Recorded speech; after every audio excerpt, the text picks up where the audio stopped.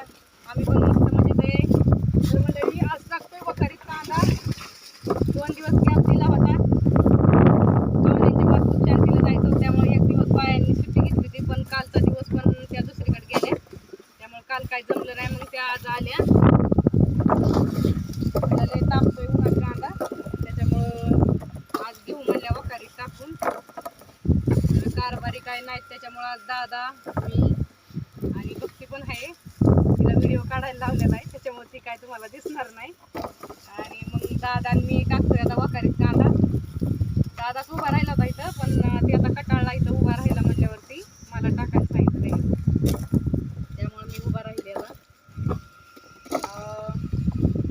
उन्हामुळं असं झाकायला लागतं कांद्याला, कारण तापला की मग खराब होतो जास्त. म्हणून वखारीपाशी आणून टाकला की असं झाकून ठेवतो आम्ही, आणि जसं जसं भरत जाईल तसं तसं त्याला उघडं करत राहतो आणि भरतो. तर आता एक डम्पिंग झाली या भरून. 9 वाजता आलेल्या बाया, आता 12 वाजले. संध्याकाळपर्यंत होईल भरून. आता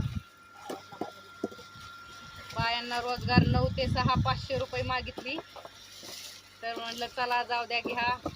ऊन पण आहे तसं, उन्हामुळं पण कांद्यामुळं रोजगार वाढवलाय बायांनी सध्या, त्याच्यामुळं काय आता द्यायचं.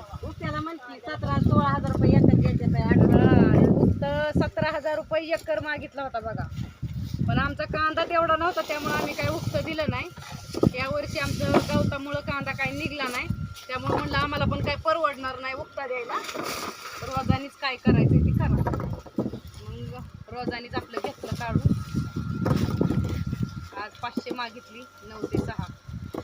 आता डायरेक्ट 2 वाजता जेवण करायला सुटणार आहे. चला आता व्हिडिओ घ्यावा एखादा. राहिलेला व्हिडिओ कारभारी आले.